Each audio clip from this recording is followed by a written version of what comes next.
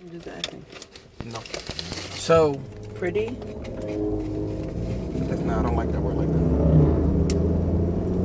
that. I use it because women like it. But I need to riff for a second because I realize where I'm having a philosophical issue where it comes to my business. Everything I do is connected to everything else I do, right? So, for instance, I started this coaching program. One of the reasons I started a coaching program is because I finally ran into the wall where I needed to learn how money works. So I went out to the woods for 18 months, lived out there, self-sustainable, learned how to build things, learned how to live off the grid, went off the grid, etc., right? But anywhere you live in the world, you will never escape the economic reality of the country that you live in, okay? So if you live in the Sudan, you're either going to be defined by your ownership of camels, or you're going to be defined by your proximity to who owns camels. Does that make sense? Yeah. The same way if you live in what country is that? Where the Maasai live? The Maasai? Yes. Kenya. Right. If you live in Kenya, that same proximity is for cows. A lot of people think the dollar plays everywhere. And the Bedouin. Right. So everywhere has a coin. And so I realized when I was living out in the woods that developing skill wasn't enough. I had to be close to the coin. And if I'm going to be living in the States, the coin is money. Coin isn't money everywhere, but the coin is money here. Right?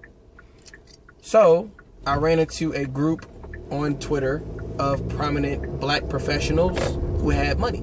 And this is the first time I ever did that. Okay? So I joined a coaching program because one of those people who was young and with some money and who knew what to do with it, was coaching people how to do the base layer entry way into having enough money. So coaching people into doing like their first $100,000 business, etc., etc. What I really like to get into, and some of the network I really want to be a part of, is land ownership, home ownership, because my overall, like my entryway into solving the black problem is called the 50, 500, 500 plan. 50K, 500K, 500 million. What I believe is that in order to create the type of sustainable community that I want, I need $500 million. Which is why way back in like 2013, when I created this number, which the number is basically how to create a sustainable community that lasts for 30 years of 5,000 people, inclusive of their children, so inclusive of the growth metric. I said to people, if you're a Hebrew Israelite, you're not allowed to argue with me for anything less than $500 million. Meaning, if what we arguing about, if we arguing over like $1,000 or $500 or $100, I cannot consider it an argument. It's stupid to me. I'm either going to walk away from you or I'm going to act like you playing. Okay? So anyway, I ran into some people who have access to that kind of money. The problem, though, that I found out in all of my research is rich people don't give away money. So you got to make money to get access to other people's money. So I have skills that are natural to me that can be organized in a way where I can enter into like the world of quote unquote making money. Okay?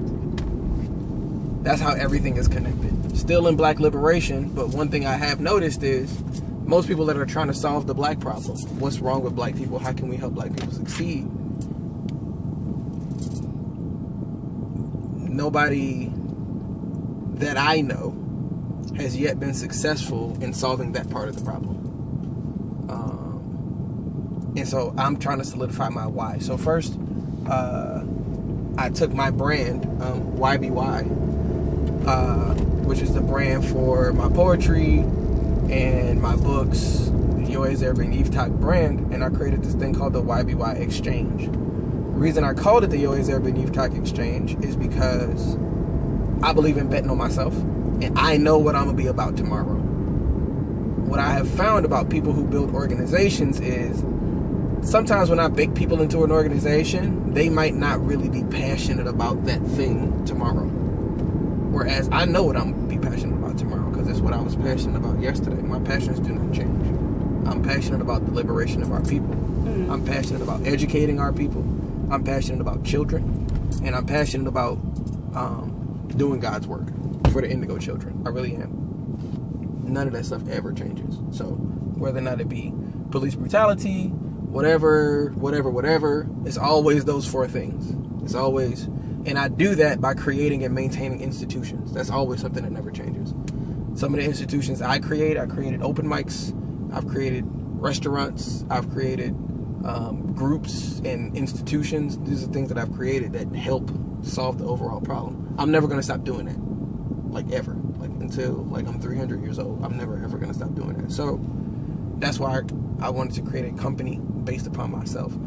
All that to say, in clarifying the purpose of my company, I realized that I still need Yoa's Urban Youth Talk, the artist, as a base. I keep trying to get away from me being an artist, and it's actually my greatest selling point. So I really need to get back into creating because it's the greatest thing I have access to that grips people. Make sense? Like if I'm gonna sell anything or offer anybody any services, it'd be best if they experience my art first. It's the most impactful 3-minute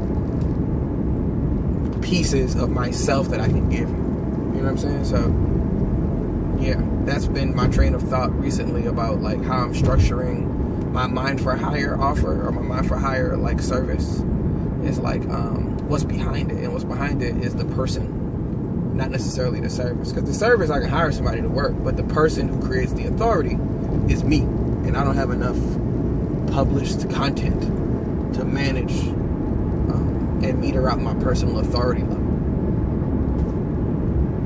So I'm working on that. So now that I know that I can beef up yoaserbeneathtalk.com, and I can be an artist who offers a think tank service instead of just being a personal think tank. And it also helps me be personable. Like, I've also noticed certain brands on the internet that maintain a level of personability. Like, this is a person. You get a little bit more freedom and leeway with your clients if, like, your kid gets sick or something. You know what I'm saying? Like, they know that you're, like, a person and not, like, a machine who has to deliver on time every time. You're a person. So that's what I'm trying to be. Make sense?